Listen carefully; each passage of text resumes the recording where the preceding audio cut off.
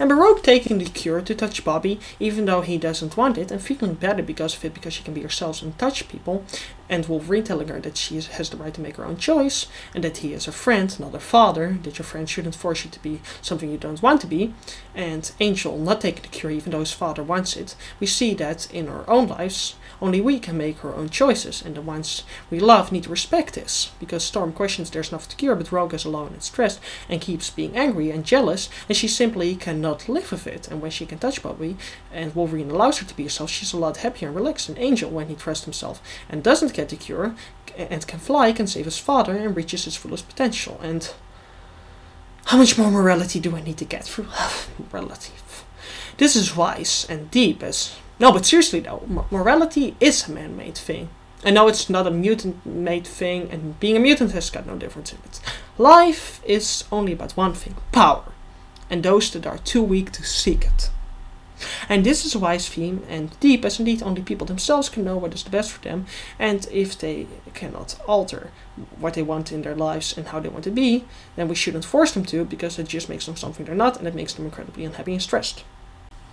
By Magneto, out of fear of intolerance, becoming cruel and seeing themselves as gods, and therefore abandoning Mystique as lover once she becomes human, and leading mutants to kill an innocent kid and suppress people. Their own choices, we see that our own fear and our own lust for power and fashioning ourselves as gods, maybe we don't have the wisdom to back it up, can make us suppress and destroy others, take away all beauty in the world, and make the world unbearable, and can destroy us. And also we see Magneto sees himself and mutants more and more superior, allying with hostile ones towards him, and he gets aggressive towards the cure, fearing it will hurt them, but thereby wanting to force his choice on others, forcing them to stay mutants, and abandons Mystique, who saves him after she becomes human, and then allows his ambition to get him to have Jean Grey become even more unstable, and he fashions himself as a god based on power and hurts those of a race he sees as prejudiced, thereby acting prejudiced himself, and creates pain and suppression, and acts fascist, treating individuals, both mutants and the mutant kid, as pawns. And this shows that if we allow our anger to rule us, we can become what we hate, and that if we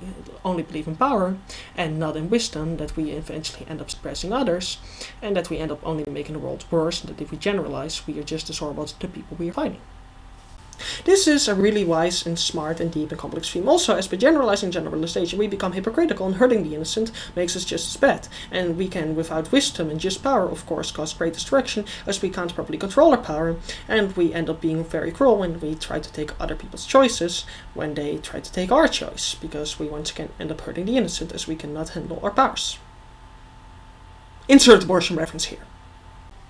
And with Jean Grey being corrupted by her power, persona causing her to kill people she loves, and as a result killing even Cyclops and later on a lot of innocent people, and dying herself, we see that we need to be careful with power, that it can corrupt and destroy us. We see Jean doesn't consider the dangers of her powers, and this causes her to give in to her rage and hurt Cyclops, and we see it was necessary for Xavier to restrain her mind and to control her, as she was pure rage and lust, and that it was necessary to restrain her mind to protect her and the world, to protect both all the other innocent people she would hurt and herself. And Wolverine judges him, but doesn't see she truly is dangerous, as he loves her and almost goes along with her lust, and she allows her joy to make her lonely and kill like Xavier. Magneto indulges her, but she almost attacks him, and Wolverine still won't accept he might not be able to save her. So indulging arrogance and rage makes it worse, and that we can't accept that we need to hurt the people we love to help them only causes it to become worse, as we can't prevent them from causing more destruction, also to themselves. We see sometimes suppressing people so they don't hurt themselves is necessary, as there are no other options, and even our close ones can be dangerous. As we see Wolverine can't accept he might need to kill her, but he eventually does, because he realizes it is necessary for her and everyone else, and she sees she indeed is hurting everyone and herself, and allows him to actually kill her. So Matthew questions we don't see her fighting her inner demons, but we do. She gives into her rage and hurts Xavier, and allows Wolverine to hurt her and feels lonely, and instead of caging the beast, they kill it, as the point is that you might need to hurt people to help them. This isn't about overcoming inner demons as much as it is about hurting the people we love to help them. That was also what Wolverine's character arc was about. And also, regarding Jean Grey, yes, Xavier said don't let it control you, and therefore we see how important it is that we don't give in to rage, but she fails to do so, except for allowing Wolverine to kill her, and therefore the part is also that what you do if a person is unable to do so.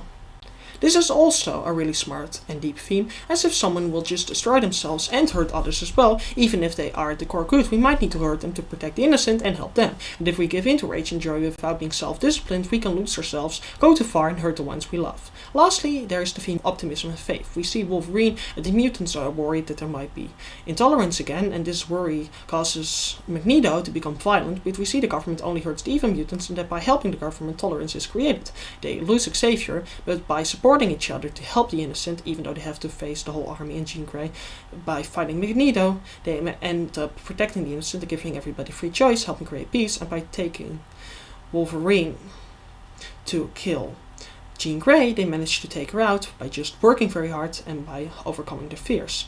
And by allowing Rogue to make her own choice, which Wolverine advised her to do so, and them continuing to fight and work together as a team more, with Wolverine helping the team, holding a speech, and them working together, we see the teamwork can conquer any problem, and we just need to keep working and be tolerant and wise. Then we have the characters.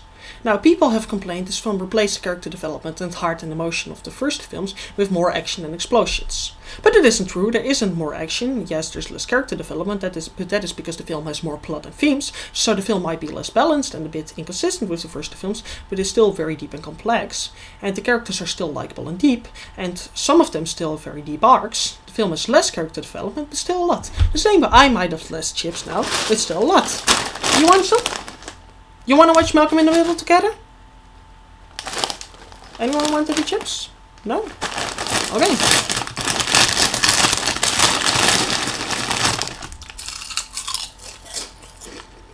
And to those complaining I'm wasting your time, I refer you to my earlier point.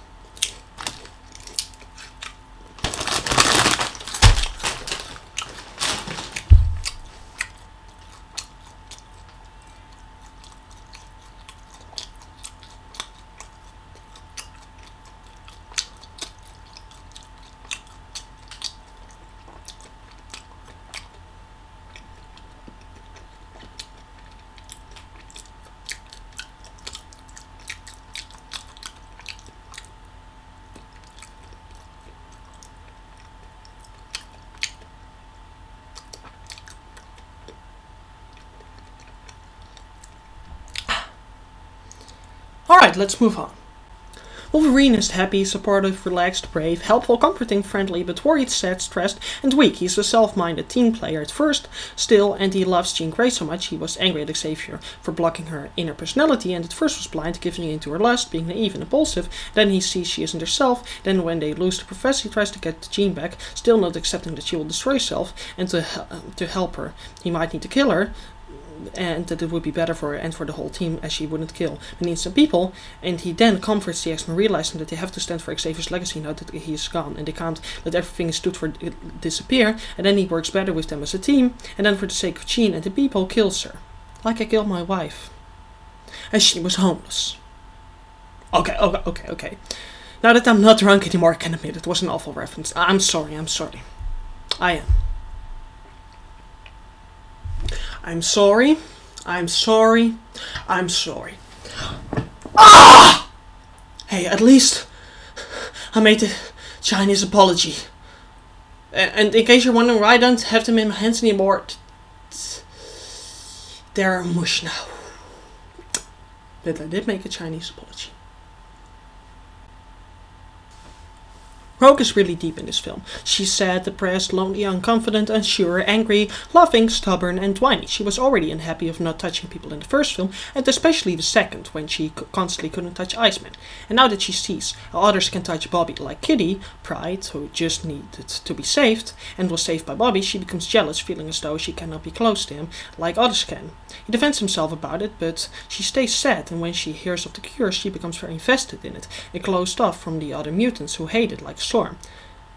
And she sees how Kitty Pryde can touch someone and be that close to Bobby, while she should be a lot close to him, and he comforts her when she's sad, just as friends, although Kitty is obviously attracted to him, and she feels very jealous, even when Iceman is just cheering Kitty up. She feels very lonely, and she again is separated from him. But she feels jealous because she can get more intimate with him, and she is very stressed about it, that she can touch and love him, while Rogue can't. That is a really complex, deep love triangle. She feels really insecure and realizes how jealous she is, and how she cannot live that way, and that she's angry and frustrated because she already couldn't touch him, but now she sees that a lot less close people to Bobby can touch him, and that makes her realize just how insecure she is. And she wants to take the cure and is worried of whether she does this for Bobby herself. And she wants to leave, and Wolverine tells her she needs to choose for herself, but that she can make any choice she wants, she can have the cure.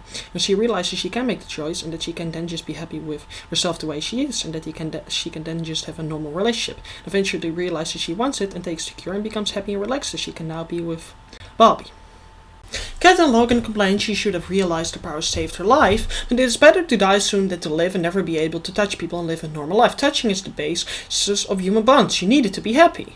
And also, I've got OCD. I know what it's like to be different and distant your whole life, and if my OCD turned out to have life-prolonging powers, and I then turned out to have a cure for it, I would take it, and I would be totally entitled to take that cure, and nobody else would have the right to judge me for it, as I hurt no one but me, and nobody else knows what it's like to suffer like that. That's also why that was a pretty damn personal part of the movie for me. And now I discussed this with him, and here is where subjectivity comes in. He explained that he thinks that, as he said in his review, that he only partially got into it because, as he said in his review, she would only have done it for Bobby. But she makes it clear she feels sad about not being able to touch people in general, and that she's jealous because she can't touch him, and she's also worried about her relationship with him. But she also just is worried about it for herself. She just wants to enjoy their relationship. He complains that she doesn't act volatile but as a stereotypical teenager, but it's normal to be jealous.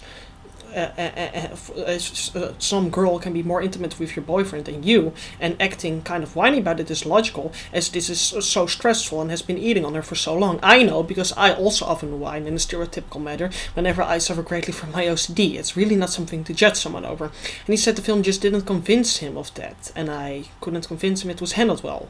Well, that isn't really an argument. Reviewing is not a matter of seeing something a certain way, but logically analyzing, and it was demonstrated in the film that wrote by talking of her powers being terrible in general. She was just frustrated of her powers, and that this is why she was jealous. They didn't just focus on the love triangle. She was just jealous of Kitty because she could touch Bobby. That was why she was jealous, not just because she was jealous of Kitty, because she wasn't nearly as close to Bobby as she was, and she was already worried about her powers anyway, and she was already just bothered by the fact that she constantly couldn't touch him and wanted this cure really badly. So that is just what was in the film, and it was established. How could you say they have... Yeah, how could you say that they did do that better beyond that was in the film? And how can you say that they didn't do that well beyond that you just say so?